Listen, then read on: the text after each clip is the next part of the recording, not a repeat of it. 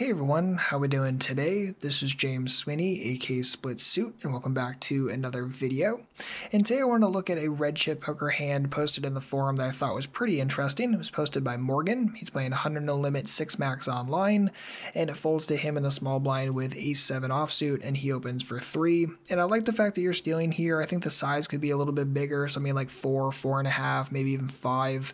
I don't want to give someone a sick price to take position on me, and I think this is kind of what happens when you open for 3 big blinds from the small. You're just too oftentimes going to get action, you're going to be out of position, you're going to have this really junky range, so I tend to go a little bit larger on the steal size from the small as a default. But as played, we end up flopping overs in a gut shot on a 6-5-3 board. Hero decides to c-bet, gets raised, and Hero decides to call.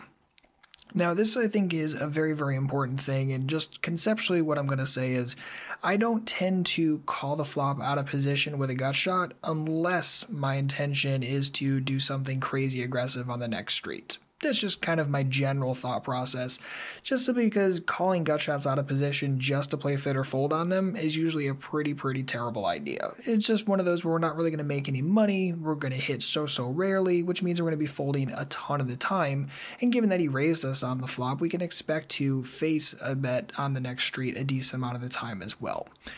So just looking at the flop itself, I don't think that bet call is going to be my typical option again, unless I'm planning on doing something fun and creative on the turn. So because of that, we could bet fold the flop, but meh, I have lots of equity and I don't really plan on going anywhere.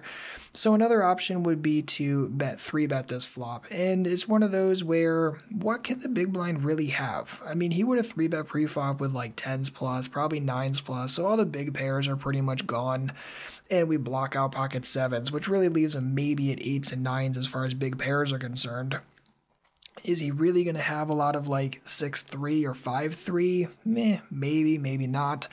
But I think a lot of his raising range here is going to be honestly air that he's not super thrilled with, and if we raise and get him to relinquish his equity with it and we pick up his 12 big blinds, I'm totally happy with that. And I think that's really what's going to end up happening here. I'm going to fight for it. I think he's going to fold a large chunk of the time, and I'm cool with that. And if he gives action, well, I have 2 overcards and a gut shot. I have this large chunk of equity that I'm totally cool with. So because of that, I don't really like this exact play. I think other lines are certainly much better. Again, just as a default, playing gut shots in a fit or fold fashion out of position usually going to be a very bad idea. So if you find yourself doing that a lot, definitely look for something more aggressive or more creative in the future.